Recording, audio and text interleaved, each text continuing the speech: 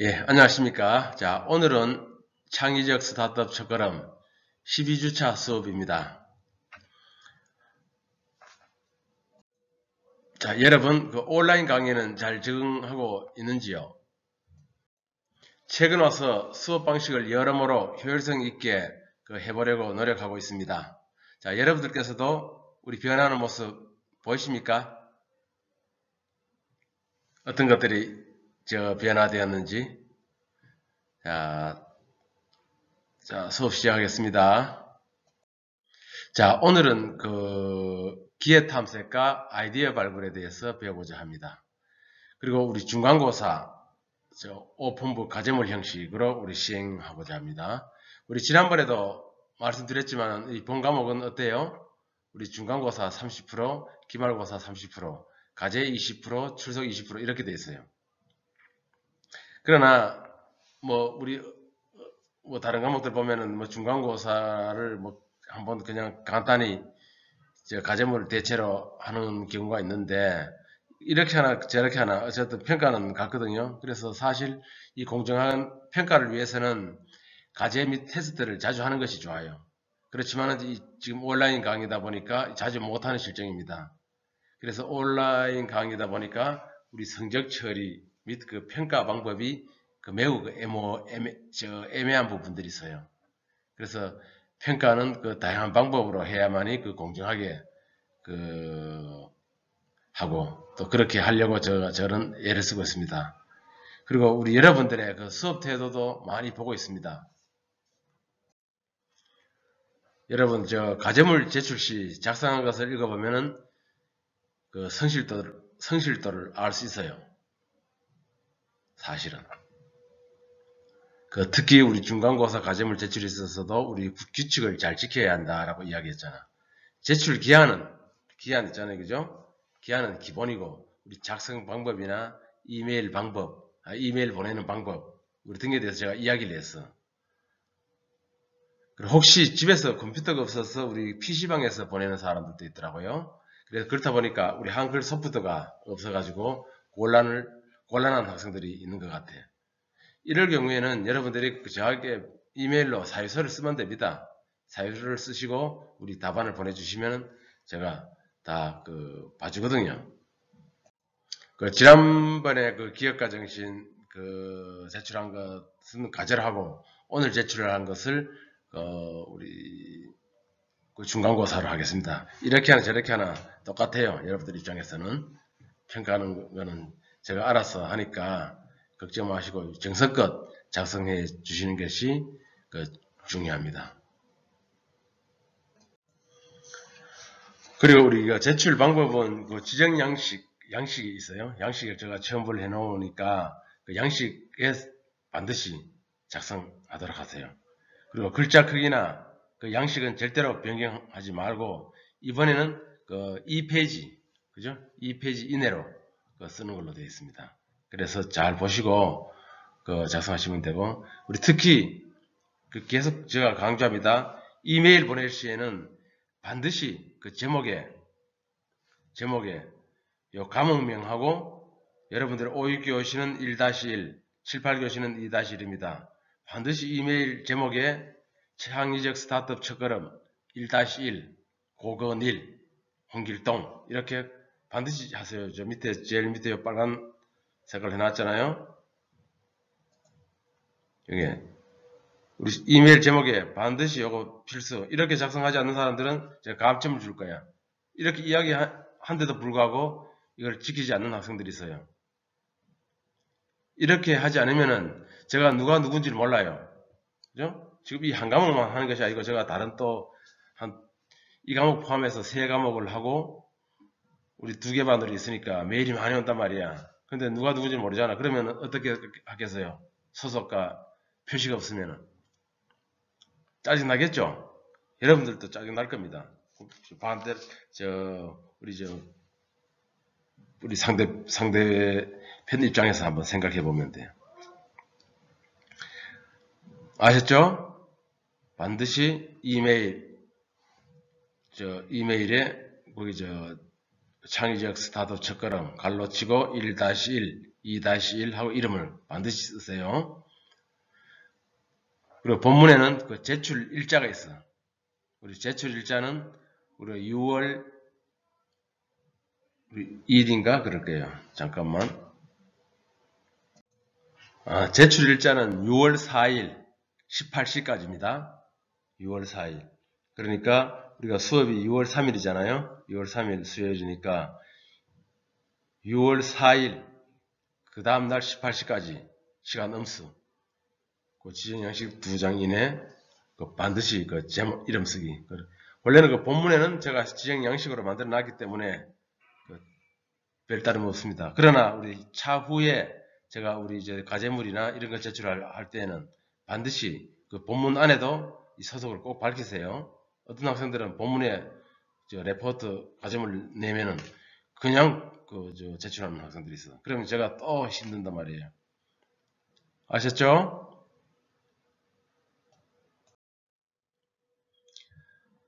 자, 오늘은 그 창의력 사고기법, 요거 지난주에 했잖아요. 그 창의력 사고기법의 필요성과 중요성, 중요하다 그래서 인간은 누구나도 창의적인 그 잠재력을 갖고 있다 이야기했고, 그렇지만은 그 잠재력은 개발하지 않으면 안 된다라고 이야기했어요.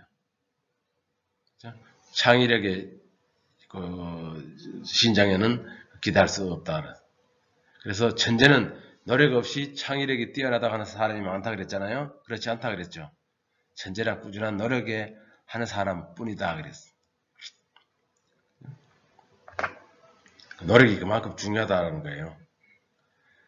그리고 창의력을 기르는 문제 해결 방법은 우리 지난주에 했습니다. 우리 다양한 각도에서 사물을 봐야 한다. 문제를 정확하게 파악하라. 틀에 박힌 사고에서 벗어나라. 좋은 분위기를 만들어라. 남들과 다르게 생각하라. 모험을 두려워하지 마라. 부정적인 사고를 최소화하라. 사고의 균형을 이루어라. 자, 이렇게 해야 된다 그랬어. 자, 이 PMI 기법. 요거는 교과서 136페이지 있습니다. 한번 피워보세요. PMI 기법이 무엇인가에 대해서 다 작성이 되어 있어. 그러니까 우리 136에서 6, 7, 8, 38페이지, 140페이지까지 여기 되어 있거든. 특히 PMI는 무엇인가라는 것은 여기 PPT 있는 자료 있잖아요. 여러분 한번 읽어보세요. 그리고 PMI가 어떤 뜻인지 여러분들이 잘 알고 있을 거야. 그죠? 여기 다 적어놨잖아. 그리고 중요한 거는 우리 다음 페이지입니다. 자, 원래는 그 PMI 기법 실습인데요. 그 오프라인 수업이면은 여러분들이 우리 수업 시간에 제가 이거 가끔 그 과제라도 내기도 하고 직접 그 수업 시간에 작성하는 걸 하는데 하고 또 우리 발표도 합니다. 그래서 오늘 이제 온라인 수업이다 보니까 그렇게는 할 수는 없고 우리 여러분들이 자체적으로 그죠? 자율학습으로 맡기겠습니다. 이게 뭐냐면은 우리 교과서에 보면은 140페이지 있어요. 140페이지에. 그리고 140페이지 워크북이 두 개가 있잖아요. 그래서 하나는 노트북의 장점과 단점을 쓰시고 흥미로운 점을 써보기로 했어. 그러니까 여러분들 노트북도 좋고 뭐 스마트폰도 좋고 여러분들이 지금 기존에 있는 그 아이템을 갖고 작성 한번 해볼 수가 있어요. 그리고 두 번째는 기존보다는 여러분들이 생각하고 있는 아이템, 우리 아이디어 발굴이잖아요. 이 수업이 창의적 아이디어 발굴. 그래서 여러분들이 이 세상에 없는 이 세상에 없는 제품을 여러분들이 개발해가지고 창의적으로 아이디어를 발굴해가지고 이렇게 적어보는 방법이에요. 그래서 여러분들이 평상시에 궁금했던 물건이나 그죠? 여러분들이 생각했던 그 아이템들이잖아요. 그것이 바로 우리 창업 아이템이 되는 거거든. 돈을 벌 수 있는 아이템이 될 수 있다라는 거지. 그래서 그걸 하나 가정해가지고 꼭 요 제목 있죠, 그죠? 창업 아이템에 여러분 아이디어를 쓰시고 요 장점이나 단점 흥미로 한번 써보세요. 그래서 오늘은 요 밴드 그 출석 체크에 여러분들이 자유롭게 한번 이것으로 써보세요. 그죠? 이거. 아셨죠? 요거는 자율에 맡깁니다. 그리고 책의 140페이지 보면은 저는 있거든요. 그래서 여러분들은 그 A4 용지에 그냥 자유롭게 한번 작성하시면 됩니다. 그러니까 결론적으로 우리 창업 아이템을 한 문장으로 요약하는 게 중요해요. 한 문장으로 요약하고 아이템에 해당하는 것을 우리 플러스, 마이너스, 흥미 이렇게 작성하시면 됩니다. 아셨죠?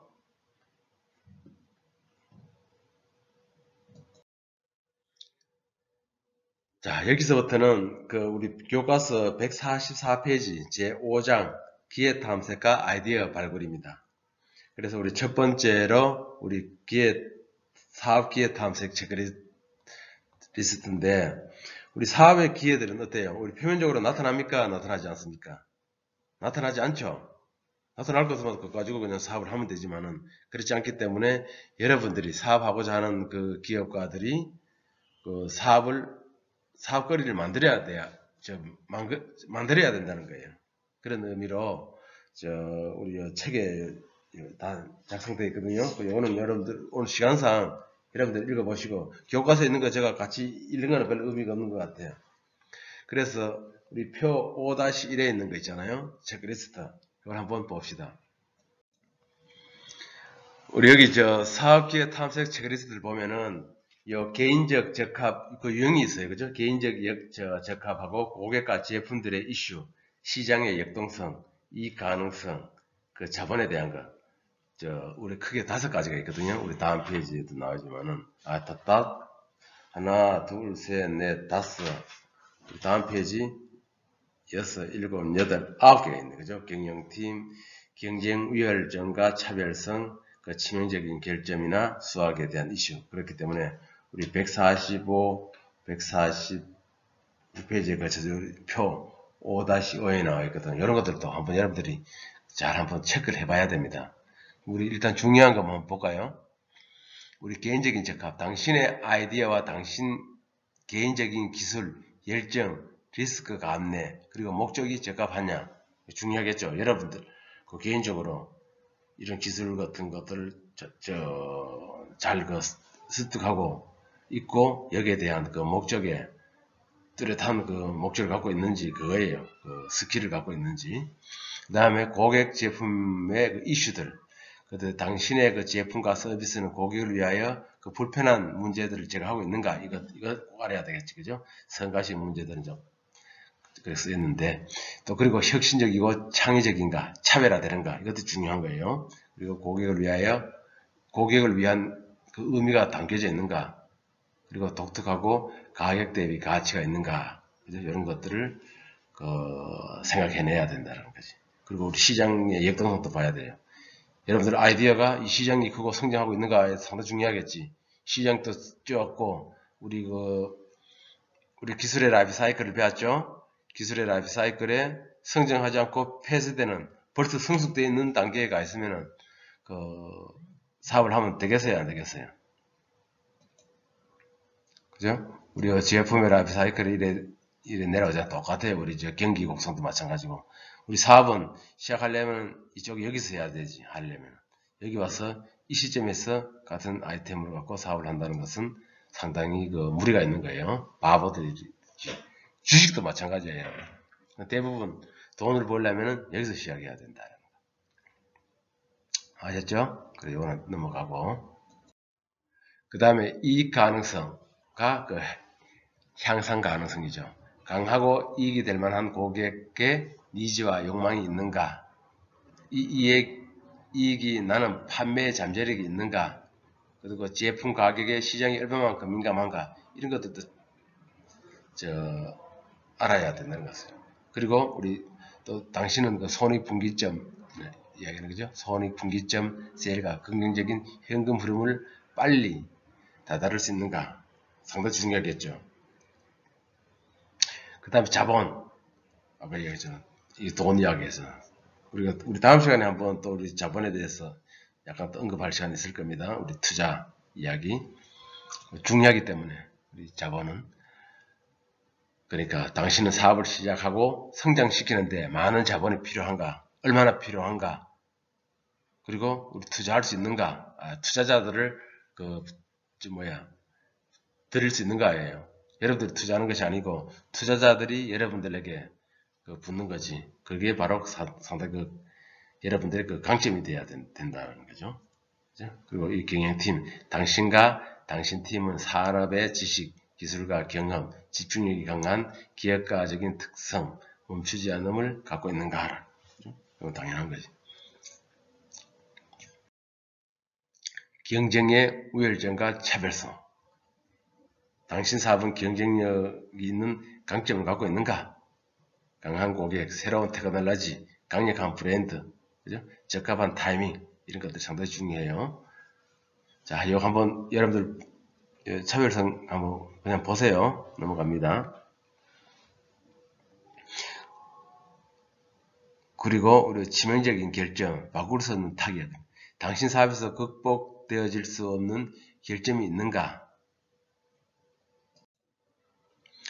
그 힘에 붙이는 경쟁, 시장 진입의 비용, 작은 시장, 고객 니즈와 욕구가 부족, 제품과 서비스를 적절한 가격에 배달할 수 없음, 이런 것들. 기타 다른 것들, 그죠? 이런 것들을 알아야 한다는.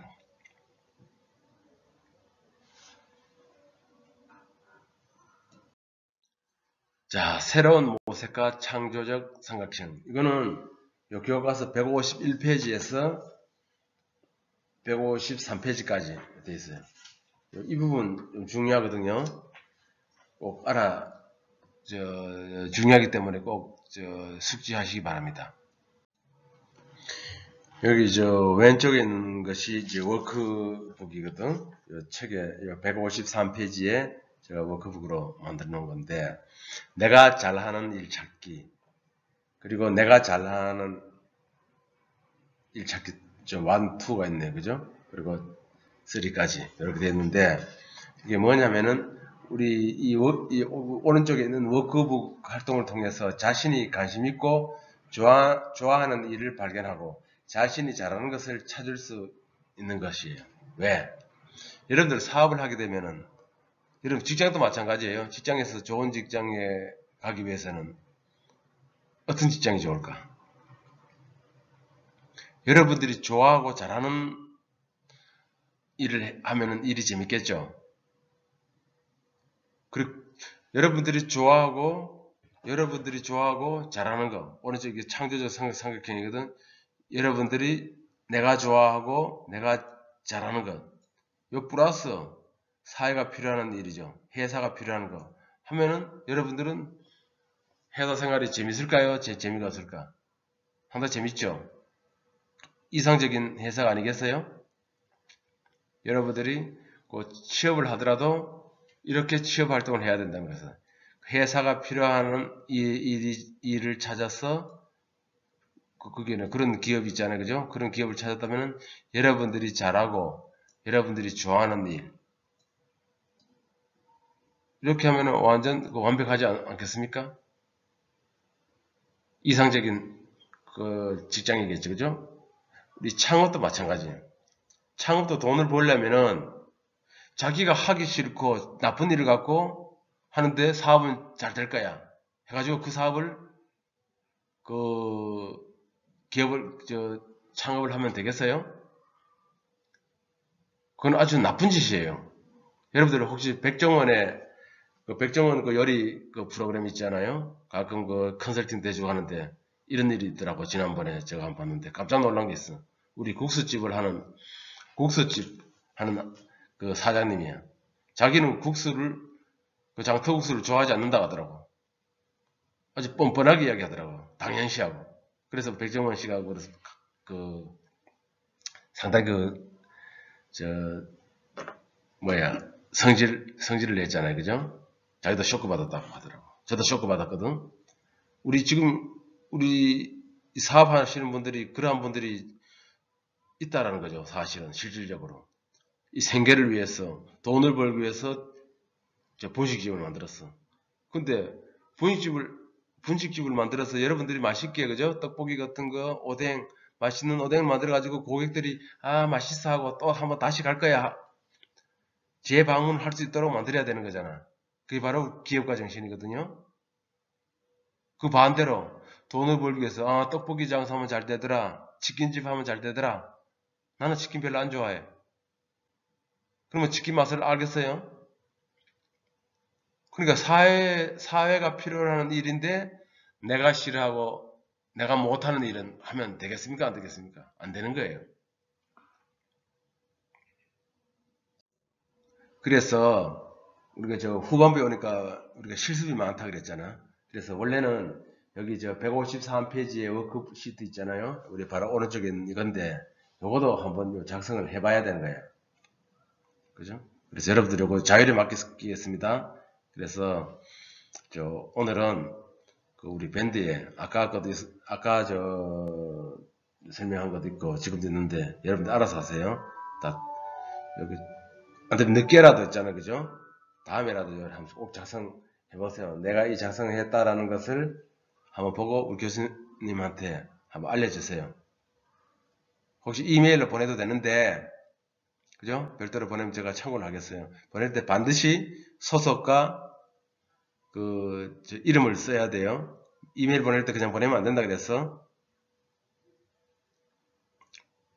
그냥 좋다고 그냥 나는 열심히 했으니까 이메일 딱 보내면 내가 누군지 몰라. 그러니까 창의적 스타트하고 제목을 반드시 달아가지고 누구 1학년 1반, 2학년 1반 탁 지정을 해야만 제가 짜증이 안 나요. 뭐 그렇게 하지 않으면 그냥 밴드에 댓글을 한번 달아보세요. 그리고 또 이게 중요하다 그랬는데 이제 151페이지에서 한번 읽어봐요. 읽어보면은 어디가 중요하냐 하면은 152페이지에 요 피터 드러커 말이 나와.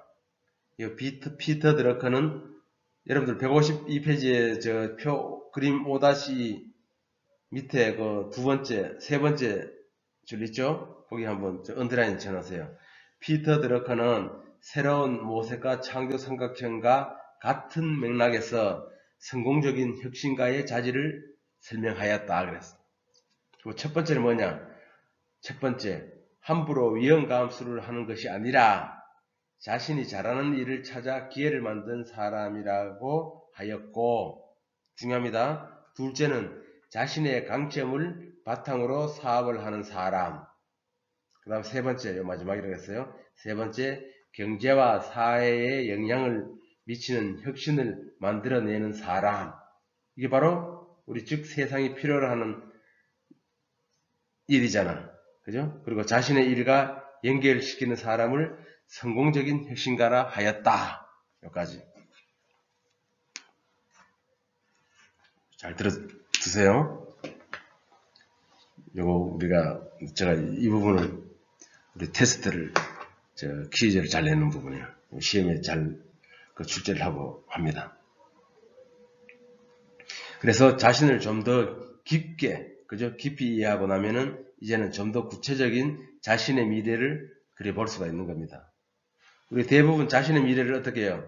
자신의 미래를 그려보는 것은 두려워하고 아주 가까운 미래, 즉 졸업 후의 모습에 대해서만 생각하는 경우가 많아. 그러나 인간의 수명은 점차 길어지고 있고 우리가 미래라고 말하는 것은 졸업 후의 모습만은 말하는 것은 아니죠. 일반적으로 어떤 산업 분야에서 어떤 직종의 일을 하고 싶다는 생각은 있더라도 졸업 후에 어떤 기업 문화를 가지고 어떤 소비자들을 타깃으로 하는 회사에서 일하고 싶다든가 하는 구체적인 바람은 여러분들이 좀 약한 편이에요. 그래서 우리들이 이제 자신이 좋아하고 우리 창업 부분들 있잖아요. 좋아하는 창업 부분들을 찾아가지고 이러한 우리 153페이지에 우리 워크북 있잖아요. 내가 잘하는 일 찾기, 그리고 관심사, 흥미, 마지막으로 관련된 활동, 그리고 여러분들이 성취한 일 이렇게 쓰는 거예요. 이게 바로 요 오른쪽에 지금 여기에 워크시트잖아요. 거기에 대해서 한번 작성해봐요. 이거 하면은 상당히 여러분들에게 도움이 되는 겁니다. 아셨죠? 창업도 관련되고 여러분들 직장생활, 그죠? 취업하는데도 관련이 돼요. 그렇기 때문에 우리 창의적 스타트업의 첫걸음, 지금 또 한번 강조하는데 창의적 스타트업 첫걸음은 창업 공부라고 했어요. 그죠? 창업 공부지만은 취업을 위한 공부도 된다라고 이야기했어. 창업 이꼬르 취업. 단지 주관이 달라요. 그죠? 회사에 가는 거는 여러분들이 그냥 종사자가 되는 거고, 창업을 하면은 여러분들이 CEO가 되는 거예요. 대표가 되는 거예요. 그 차이점이죠. 그렇기 때문에 이 창업 공부를 한다라고 보면 돼. 그래서 내 인생의 미래 설계와 같은 거예요. 아셨죠? 자, 우리 교양 과목이잖아요. 그래서 다 넘어가고, 155페이지까지 넘어가고, 우리 교과서 167페이지. 여기 보면은 창업 기회라고 있어. 창업 기회.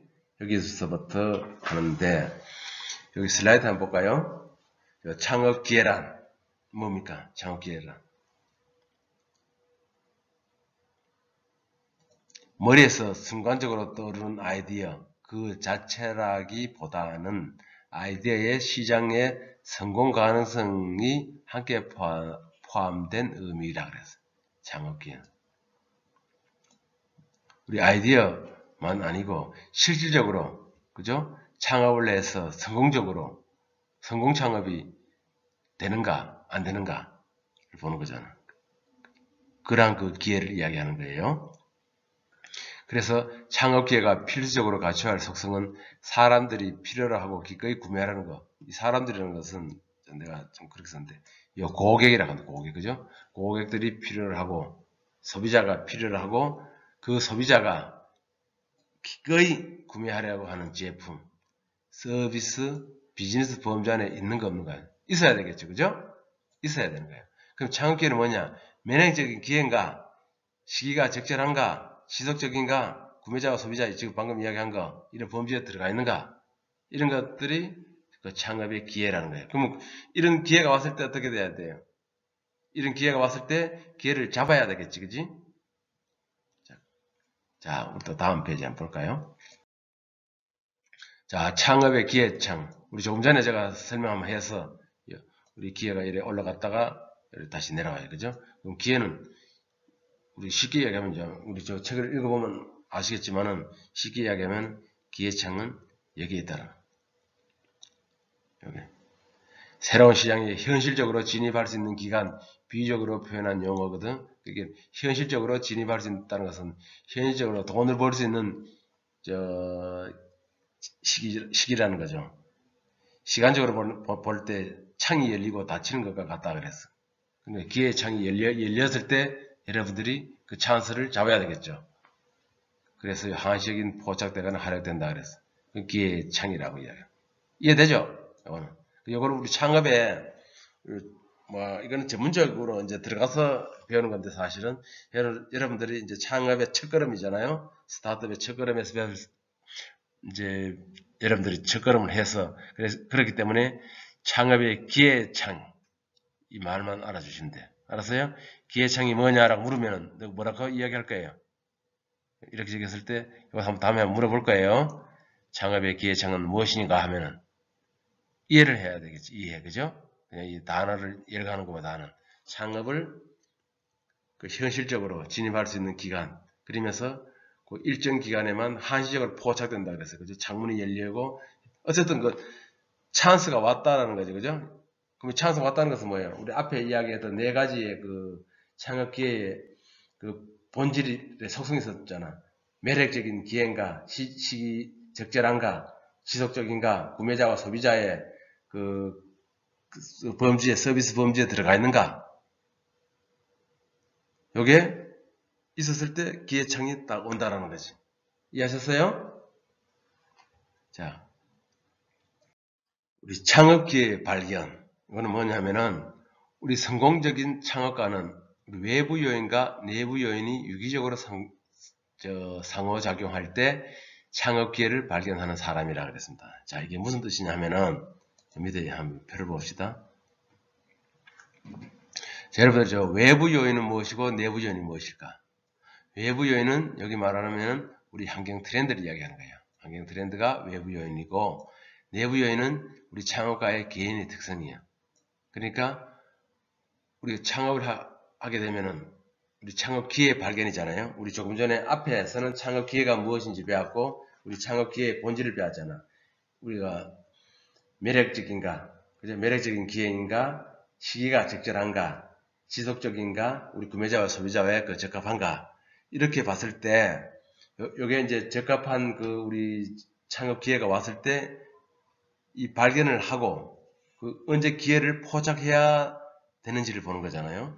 그렇기 때문에, 이게 바로 우리 저 창업하는 사람들도 마찬가지지만, 여러분들이 반대로, 우리 취업도 마찬가지예요. 여러분들 취업을 할 때, 외부적인 요인과 내부적인 여러분들의 개인 특성이 맞아야만이 여러분들이 바라는, 여기서 새로운 비즈니스는 여러분 바라는 좋은 회사가 있는 거예요.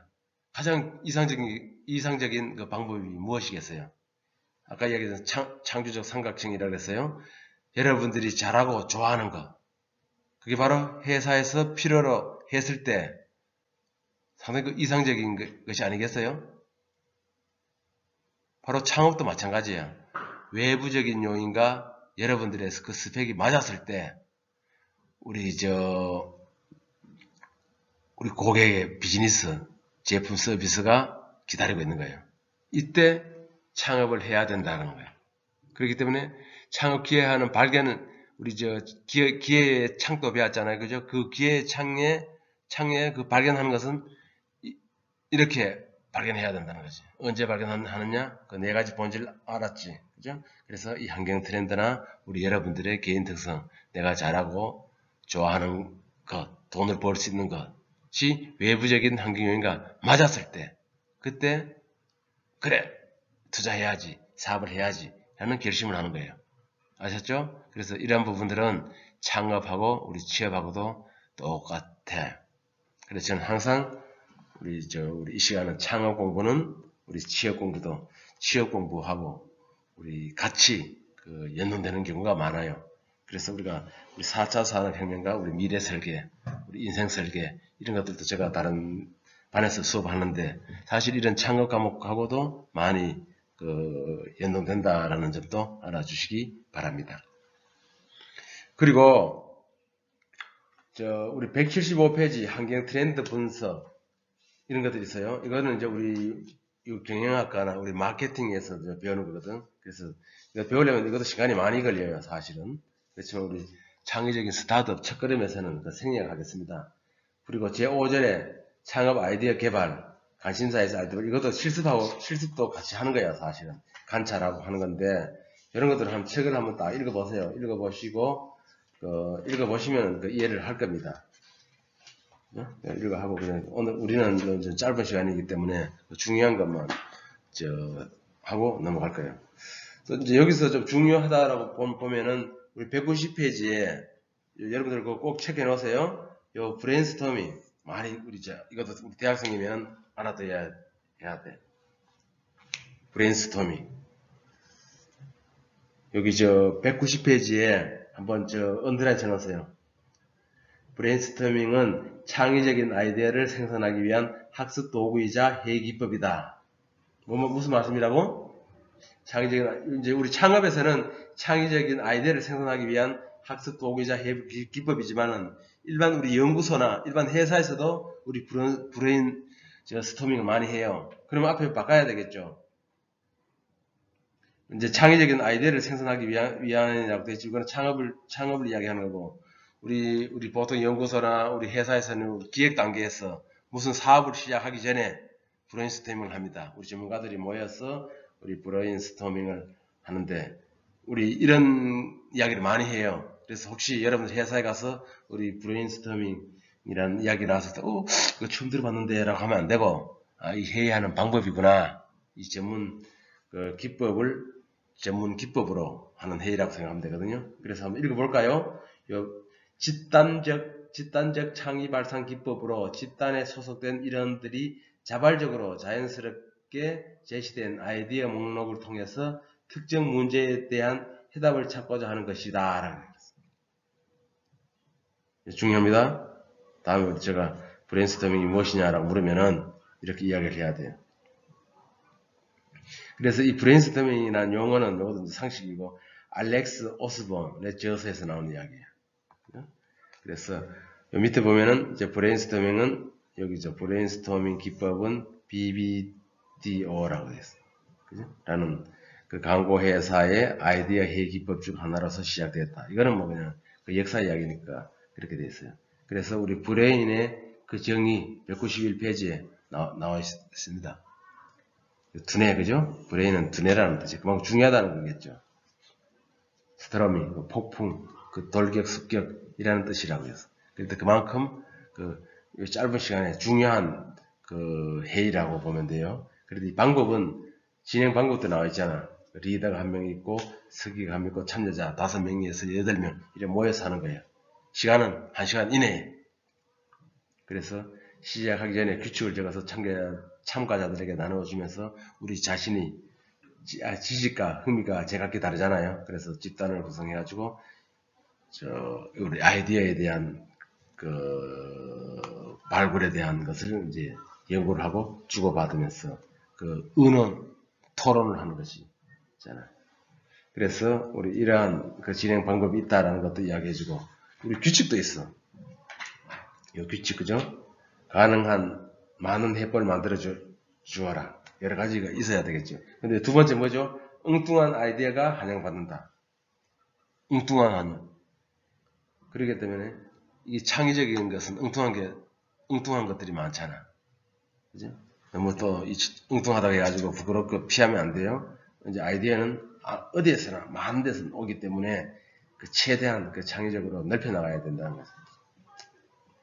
그리고 편승이 장애된다 그랬어요. 다른 사람의 아이디어를 발전시켜서 아이디어를 만들어낸다. 그렇기 때문에 나의 아이디어와 다른 아이디어를 같이, 그죠? 우리 결부시키고 공유하면은 좀 더 좋다라는 것들이 있습니다. 자, 그렇게 하고, 자, 우리가 다음에는, 다음 그 페이지에 보면은, 제가 동영상을 하나 준비해 놨습니다.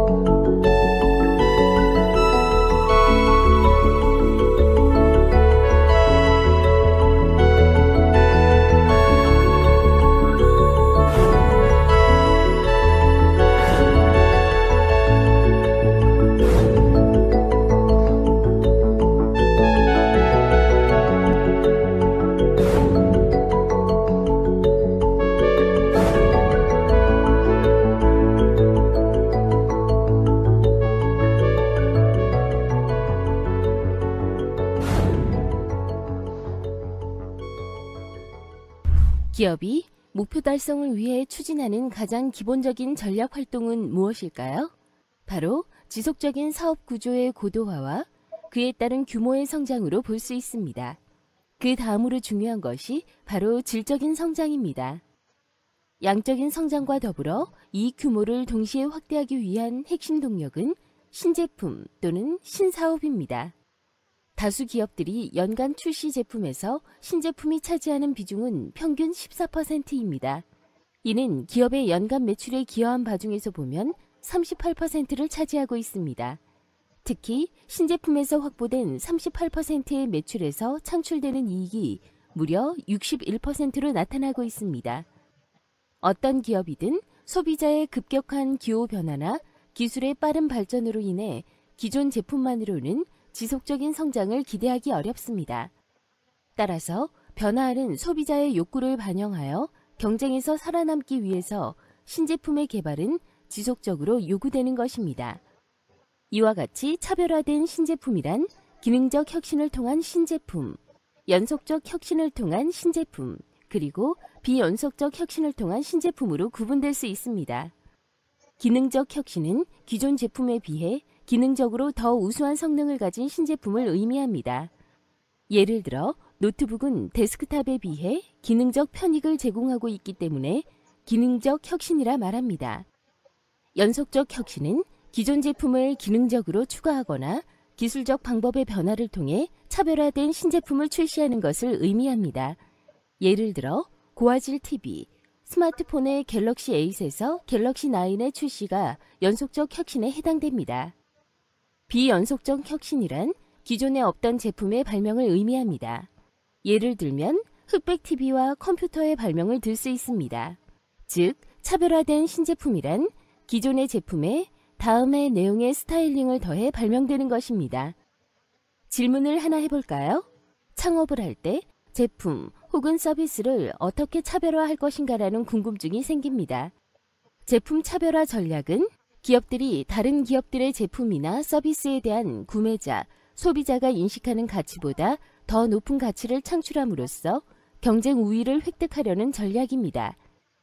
기업은 경쟁 기업에 비해서 구매자가 인식하는 제품이나 서비스의 상대적인 가치를 증대시키기 위해 그 제품이나 서비스의 객관적인 요소를 변화시킬 수 있습니다. 기업들은 나름대로 객관적인 제품 차별화를 시도하기도 하지만 궁극적으로 제품 차별화의 성공 여부는 구매자가 실제로 어떻게 인식하느냐에 달려 있습니다.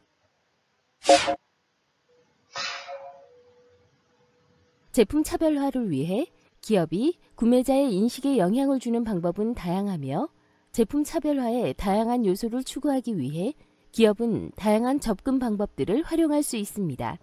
제품 차별화의 사례에는 어떤 것이 있을까요?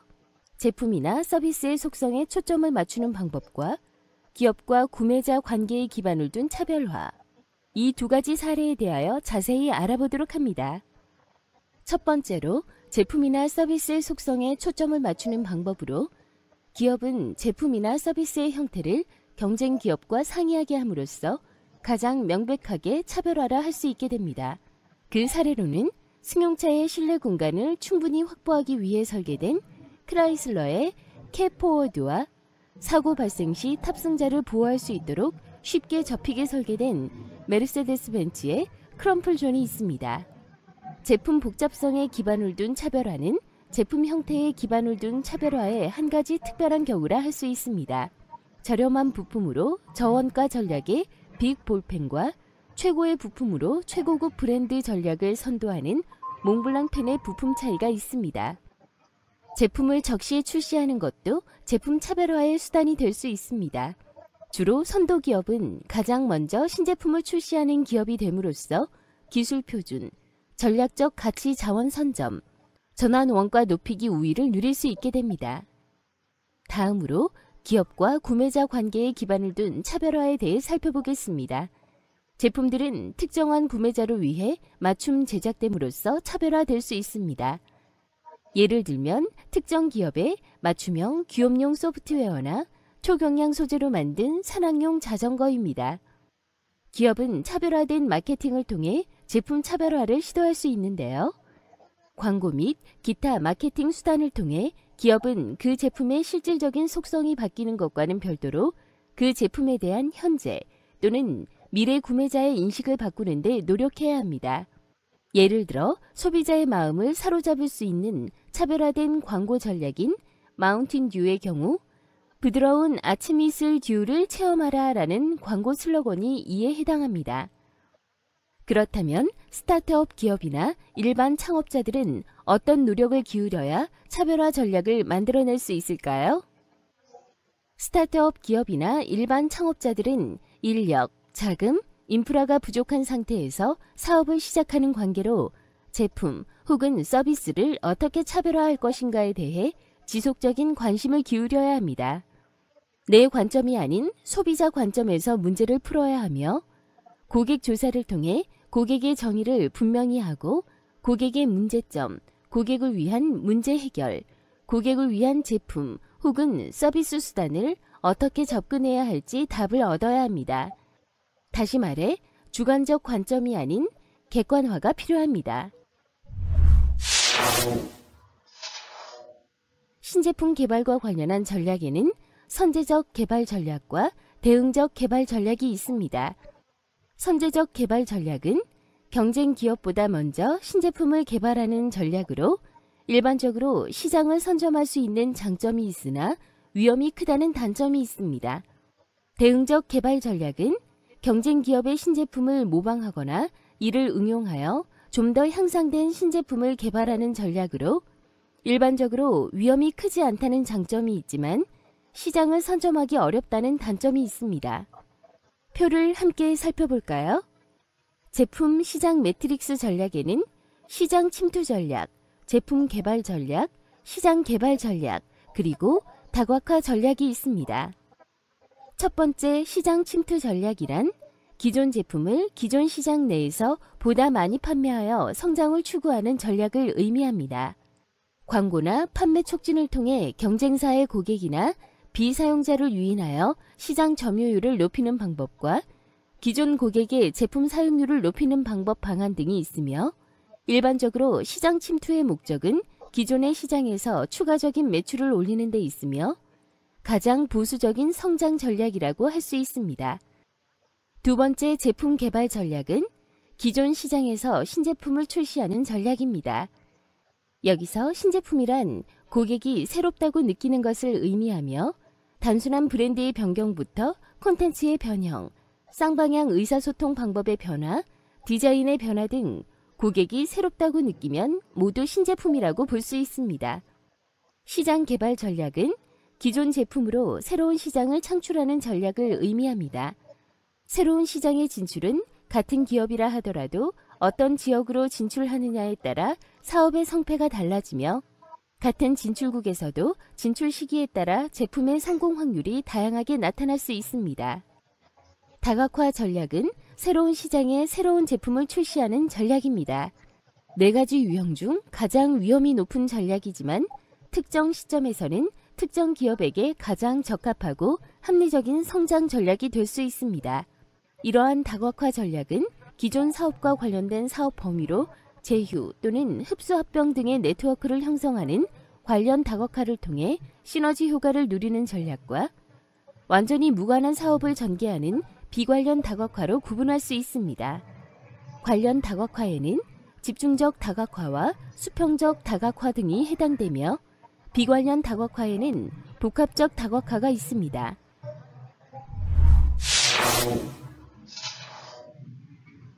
신제품은 무엇이 클수록 성공 확률이 높아질까요? 바로 다음의 5가지 내용들이 해당합니다. 하나씩 자세히 알아보겠습니다. 상대적 이점이란 신제품이 기존의 제품보다 소비자에게 얼마나 더 큰 이점을 제공하는가 하는 정도를 의미합니다. 그 예로 mp3 플레이어는 CDP에 비해 음악을 쉽게 저장할 수 있고 이동성이 높다는 이점 때문에 성공한 케이스라고 볼 수 있습니다. 단순성이란 신제품을 이해하고 사용하는 데 있어 상대적으로 용이한 정도를 의미합니다. 커뮤니케이션 가능성은 신제품의 편익이 잠재 소비자의 기존 신념과 관습에 부합되는 정도를 의미합니다. 그 예로 에너지 절약 내구용품과 같은 제품들은 그 혜택을 단시일 내에 쉽게 파악할 수 없는 제품이기 때문에 시장에서 확산에 오랜 시간이 걸리게 됩니다. 부합성이란 신제품이 잠재 소비자에게 용이하게 전달될 수 있는 정도를 의미합니다. 예를 들어 러시아 시장에서의 온돌 침대의 실패 사례를 들 수 있습니다. 러시아의 경우 죽은 사람만 돌 위에서 잔다는 문화적 인식이 있기 때문에 온돌 침대는 시장에서 실패할 수밖에 없었습니다. 사용 가능성은 잠재 소비자가 수용하기 전에 적은 양으로 사용할 수 있는 정도입니다. 화장품, 일회용 기저귀 등은 소비자들이 쉽게 사용해 볼 수 있기 때문에 확산이 빠른 반면 정수기 등의 내구재는 구매 전에 사용해 보기가 쉽지 않으므로 확산에 상당한 시간이 걸리게 됩니다.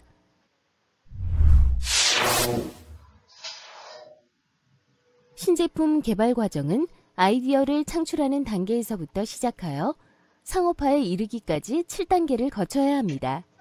먼저 마케터는 신제품 아이디어를 창출하고 이를 평가하여 시장 잠재력이 있는 아이디어들만을 선별합니다.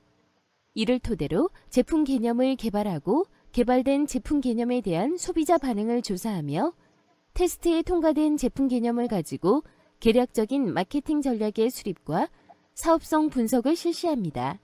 사업성이 있다고 판단되면 제품 개발 단계에 들어가고 개발된 제품에 대해 특정 소비자층을 대상으로 시험 마케팅을 실시하여 시험 마케팅을 통과한 신제품은 전국 시장에 진출합니다. 이러한 과정은 기업의 형태나 규모에 상관없이 적용될 수 있으며 유형의 제품뿐만 아니라 무형의 서비스 제품에도 적용될 수 있습니다. 신제품 개발은 아이디어 창출, 평가, 제품 개념 개발 및 테스트, 마케팅 전략 개발, 사업성 분석, 제품 개발, 시험 마케팅, 상업화 순으로 이루어지며 상황에 따라 선제 반응에 따라 이루어집니다. 각 단계에 대해 자세히 설명해 보겠습니다.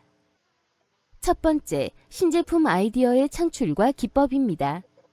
신제품 아이디어의 개발은 고객에 대한 조사를 통해서 이루어지며 경쟁 기업의 제품을 분석하는 과정에서 신제품 아이디어를 발견할 수 있습니다.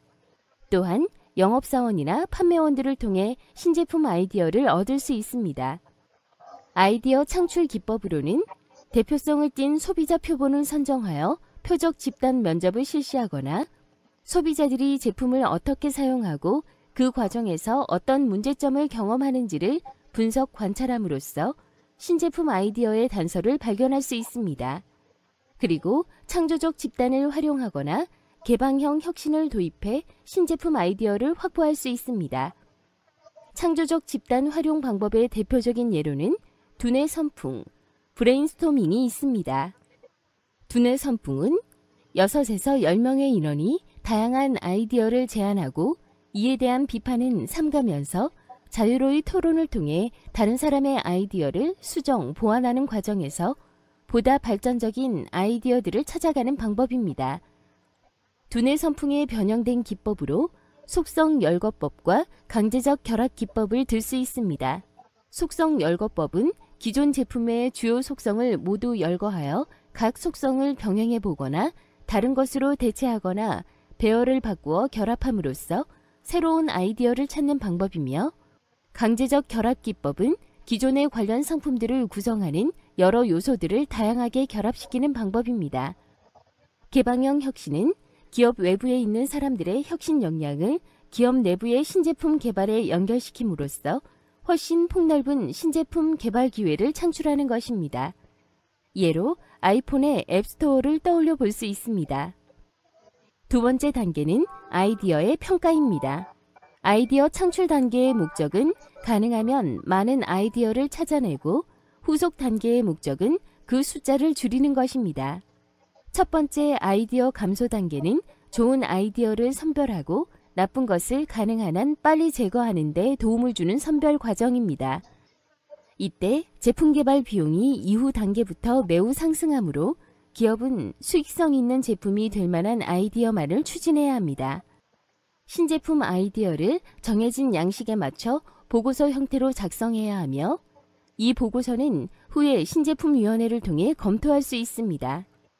이 보고서에는 제품, 목표 시장, 경쟁사의 정보를 기술해야 하며 대략적인 시장 규모와 제품 가격, 개발 소요 시간과 비용, 제조 비용, 수익률 정보도 포함해야 합니다. 보고서가 제출되면 일반적인 기준에 맞춰 아이디어를 평가합니다. 신제품 선별 프레임워크는 대체로 RWW로 평가합니다. R은 현실적인가, W는 이길 수 있는가, W는 할 만한 가치가 있는가를 의미합니다. 자세히 알아보면 우선 R은 그 제품에 대한 요구와 바람이 실제로 존재하고 소비자가 그것을 구입할 것인가, 명확한 제품 콘셉트가 있고 그 제품이 시장을 만족시킬 것인가란 질문입니다. 둘째로 이길 수 있는가, W는 그 제품이 지속 가능한 경쟁적 이점을 제공하는가, 기업이 그 제품을 성공시킬 자원이 충분한가라는 질문입니다. 마지막으로 할 만한 가치가 있는가, W는 그 제품이 기업의 전반적인 성장과 잘 부합되는가, 충분한 잠재 수익을 제공하는가란 질문입니다. 기업이 신제품 아이디어 개발을 더 진행시키기 전에 이 세 가지 RWW 질문에 모두 예라고 답할 수 있어야 합니다. 다음은 제품 개념의 개발과 테스트입니다. 매력적인 아이디어는 제품 개념으로 발전되어야 합니다. 이때 제품 아이디어와 제품 콘셉트, 제품 이미지를 구별하는 것은 중요합니다. 이 중 제품 아이디어란 회사가 시장에 내놓을 수 있다고 판단하는 제품의 아이디어를 말합니다. 제품 콘셉트란 의미 있는 소비자 용어로 서술한 더 자세한 제품 아이디어이며, 제품 이미지란 소비자가 실제 혹은 잠재적 제품을 지각한 방식을 뜻합니다. 마케팅 전략의 개발에서는 선택된 제품 개념에 대해 예비적인 마케팅 전략을 수립해야 합니다. 마케팅 전략으로는 다음과 같습니다. 1. 목표 시장에서 제품 포지셔닝과 매출, 시장 점유율, 이윤 목표 등. 2. 제품의 예정 가격, 유통 등. 3. 장기 매출 계획, 수익 목표, 마케팅 믹스 전략 등을 서술합니다. 계속해서 사업성 분석에 대해 알아볼까요? 일단 관리자가 제품 콘셉트와 마케팅 전략을 확정하고 나면 제한된 신제품 사업 매력도를 평가할 수 있습니다. 사업 분석은 신제품의 예상되는 비용, 판매량, 순이익이 기업의 목적에 부합하는지 검토하는 것입니다. 긍정적인 평가를 받으면 제품은 제품 개발 단계로 넘어갈 수 있습니다. 신제품의 매출액, 비용, 이익 등에 대한 추정치를 토대로 이 사업이 기업 목적과 현금 흐름에 기여하는지를 판단해야 합니다. 판매를 추정하기 위해서 기업은 유사 제품의 판매 추이를 분석하고 설문조사를 실시합니다. 또 제품 개발에서 오는 위험 부담을 가늠해 보기 위해 이를 근거로 최저 판매와 최고 판매를 추정하기도 합니다. 판매 예측 자료가 준비되면 경영진은 마케팅 비용, R&D 비용, 제조 공정 비용, 회계 비용, 재무 비용을 포함한 예상되는 총 제품 비용과 예상 이익을 추정합니다. 기업은 예상되는 비용 정보를 가지고 최종적으로 신제품의 재무 매력도를 평가하게 됩니다. 6번째, 제품 개발입니다. 개념의 사업성이 충분하다고 판단되면 실제로 물리적 형태의 제품을 개발하는 단계로, 이 단계는 제품 개발 부서와 엔지니어링 부서와의 긴밀한 협조 관계와 막대한 연구 개발비가 소요되며, 많은 신제품 콘셉트 제품은 단지 말로 기술되거나 그림, 계략적인 실물 모형 등으로만 존재합니다. 제품 콘셉트가 사업 평가를 통과하면 제품 개발 단계로 넘어가게 됩니다. 이때 R&D 부서 혹은 기술 부서는 제품 콘셉트를 물리적 제품으로 실현시키게 됩니다. 그러나 제품 개발 단계는 많은 재정 투자가 필요하고 제품 아이디어가 실제 사용 가능한 제품으로 발전할 수 있는지 보여주게 됩니다. R&D 부서의 역할에 대해 좀 더 알아보면, R&D 부서에서는 한 제품 콘셉트에 기반하여 하나 또는 그 이상의 실제 모형을 개발하고 테스트합니다. R&D 부서는 소비자를 만족시키고 예산에 맞는 비용으로 신속하게 생산할 수 있는 제품 원형, 프로토타입을 설계합니다. 제품과 제품 원형 제작 방식에 따라 성공적인 제품 원형을 만드는데 며칠, 몇 주, 몇 달, 몇 년이 걸릴 수도 있습니다. 또한 제품이 안전하고 효과적으로 기능하는지, 소비자가 제품의 가치를 쉽게 찾는지를 확인하기 위해 엄격한 검사를 하기도 합니다. 7번째는 시험 마케팅입니다. 기능 테스트와 소비자 테스트를 거친 다음 기업은 시험 마케팅 단계로 들어가게 됩니다. 시험 마케팅은 신제품 및 마케팅 프로그램을 실제로 시장에 도입하여 소비자 반응을 시험하는 것입니다. 시험 마케팅은 시장 진입 초기에 잠재적으로 나타날 수 있는 많은 문제점들을 큰 비용을 들이지 않고 사전에 해결하고자 하는데 그 목적이 있습니다. 따라서 시험 마케팅에서는 시장 세분화, 목표 시장 설정, 포지셔닝, 가격 정책, 제품 정책, 경로 정책, 광고 정책 등과 같은 전반적인 마케팅 프로그램에 대한 테스트가 포함됩니다. 반면 시험 마케팅은 상당한 비용이 투입되며 시험에 소요되는 시간이 길어 그 기간 동안 경쟁사들이 이에 대처할 수 있는 기회를 제공할 수 있는 문제점이 있습니다. 시험 마케팅을 거치지 않고 출시되어 실패한 경우에 발생될 막대한 손실을 고려한다면 그 비용은 정당화될 수 있게 됩니다. 시험 마케팅 방법에는 표준 시험 마케팅, 통제 시험 마케팅, 모의 시험 마케팅이 있습니다. 특정 도시를 선정하고 전국 시장에 출시될 때 실행될 마케팅 프로그램을 그대로 적용한 다음 소비자 반응을 조사하는 표준 시험 마케팅. 소매업 종사자들로 구성된 일정 규모의 통제된 패널을 운영하면서 시장 반응을 조사하는 통제 시험 마케팅. 실험실 내에 가상 점포를 설치하고 그 점포 내에 신제품 및 경쟁 제품을 진열한 다음 신제품에 대한 소비자들의 반응을 조사하는 것은 모의 시험 마케팅이라고 합니다. 마지막, 상업화입니다. 시험 마케팅의 결과를 토대로 마케터는 최종적으로 전국 시장에 신제품을 도입할 것을 결정하게 됩니다. 신제품의 상업화를 결정하면 기업은 제조 설비의 건설, 광고, 판촉 등을 위해 이전 단계보다 훨씬 많은 투자 비용을 지출해야 합니다.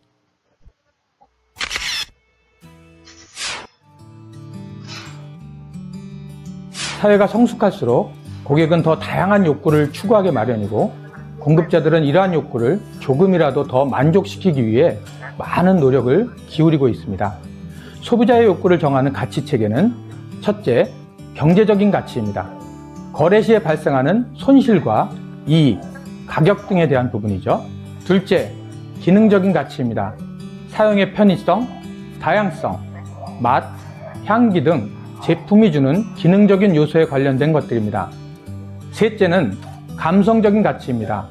비포, 애프터와 같이 체험을 통해 알게 되는 경험과 디자인, 단어, 촉감 등의 감각적인 요소, 그리고 전통적, 전문성 등의 인지적인 요소를 말합니다.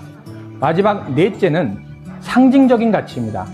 제품의 속성적인 특징보다는 제품 모델이나 스토리텔링 등의 감성적인 요소의 표현과 멤버십, 마니아, 팬덤 등의 집단의 소속감을 포함하는 관계적인 요소들을 말합니다. 그러나 최초의 창업 단계에서 이러한 소비자의 가치를 모두 만족시키는 것은 매우 어렵습니다. 따라서 나의 창업 아이디어가 이러한 4가지 소비자 가치 중에서 어느 요소에 강점이 있는지를 생각하여 공략할 가치를 정하는 것이 필요합니다. 여러분들이 준비한 아이템이 어느 가치에 고객에게 더 많은 서비스를 줄 수 있는지를 생각하시고 준비하시면 성공의 포인트로 더 다가가실 수 있을 것입니다.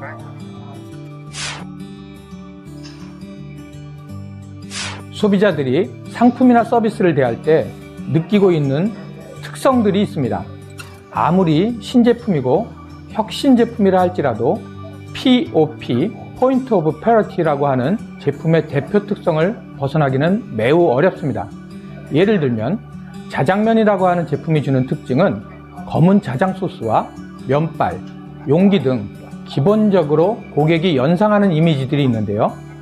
이러한 요소들은 제품의 기능적인 면에서의 원형성, 자장면의 면발, 붉기와 같은 것이죠. 또 패키지가 주는 전형성, 검은 소스와 둥근 용기 등과 같은 것입니다. 또 브랜드가 주는 정형성, 자장면, 짬뽕, 무슨 반점과 같은 브랜드의 가치입니다. 내가 만일 노란색 자장면을 신제품으로 만들었다면 고객들은 그것을 자장면으로 받아들이기보다는 카레류 제품으로 인식할 것입니다. 이를 극복하기 위해서는 상당히 많은 시간과 비용이 소비됩니다. 소비자에게 신제품으로 인식시키기 위한 또 하나의 방법은 POD인데요. 포인트 오브 디퍼런스입니다. 자사 제품을 차별화하는 특성입니다. 여기에는 첫째는 new, 새로움입니다. 둘째는 first, 최초성, 또 세 번째는 best, 최고성, 네 번째는 only, 유일성의 네 가지 특징이 있습니다. 새로움이라는 것은 제품이 주는 감각적인 요소, 컬러, 디자인, 맛, 브랜드이며, 최초성이라고 하는 것은 특허, 신기술, 신원료 등을 말합니다. 최고성이라고 하는 것은 수상, 평판, 명성과 같은 것을 말하고, 마지막 유일성은 한정판과 같은 제한적인 것이나 독점적인 기능의 제품들이 해당합니다. 이러한 제품의 대표 특성과 차별 특성을 이해하고 자신의 아이디어를 적용한다면 소비자에게는 신제품으로 인식시킬 수 있을 것입니다.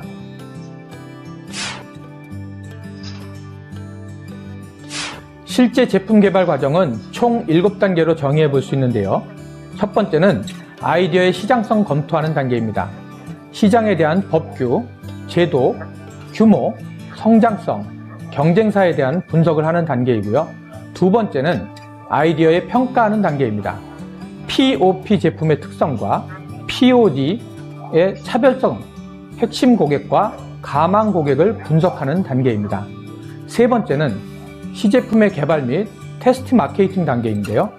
제공하고자 하는 상품이나 서비스를 구체화하고 고객의 반응과 수용도 테스트, 그에 따른 검증과 수정 보완하는 단계가 되겠습니다. 네 번째는 마케팅 전략을 개발하는 단계입니다.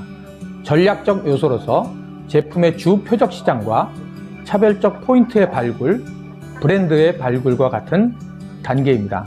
또 전술적 요소로서 제품, 가격, 유통, 촉진의 전술적인 4P 전략을 믹스하는 계획을 수립하는 단계입니다.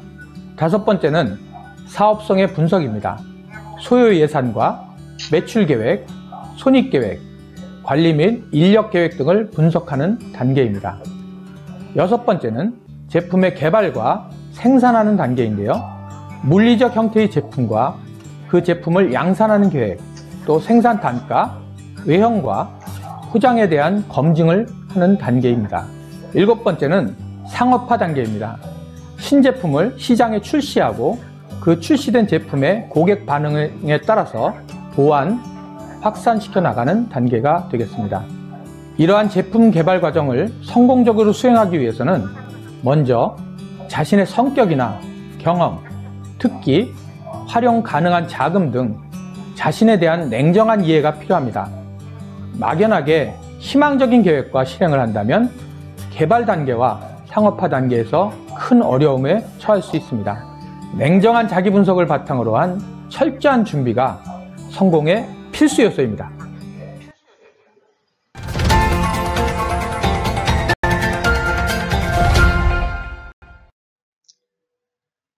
자, 앞에 영상 잘 보셨나요? 신제품 아이디어 창출과 기법부터 시작해서 아이디어 평가, 제품 개발의 테스트, 그죠? 마케팅, 제품 개발까지 일목요연하게 정리된 것 같습니다. 이거 하나면은 우리 제4장과 5장, 우리 창의적 스타트업 첫걸음, 그죠? 전부 이해가 될 수가 있어요. 우리 창업의 전반적인 내용인 것 같은데, 오늘 마지막으로 우리 창업의 아이디어의 중요성 하고 마무리 짓겠습니다. 우리 창업 절차는 사업의 요소에 결정하는 사업 구상 단계죠. 그래서 사업 핵심 요소 중에서 가장 중요한 것이 무엇인가, 그리고 사업을 하고자 하는 창업자에게는 향후 인생의 방향을 결정하는 것이 매우 중요한 사항이기 때문에 창업 아이템의 무게를 가늠할 수 있게 될 것입니다. 아이템이란 업종이나 판매할 상품 또는 서비스의 총칭이죠. 이러한 업종 및 사업 아이템 선정은 창업의 성공 열쇠라고도 할 수 있습니다. 이것의 결정으로 사업의 규모와 기업의 경쟁력 등의 핵심 요소가 연관되어 사업 구성이 이루어지게 됩니다. 어떤 형태의 비즈니스 창업을 할 것인가 하는 고려사항도 이 구상 단계에서 구체화가 되겠죠.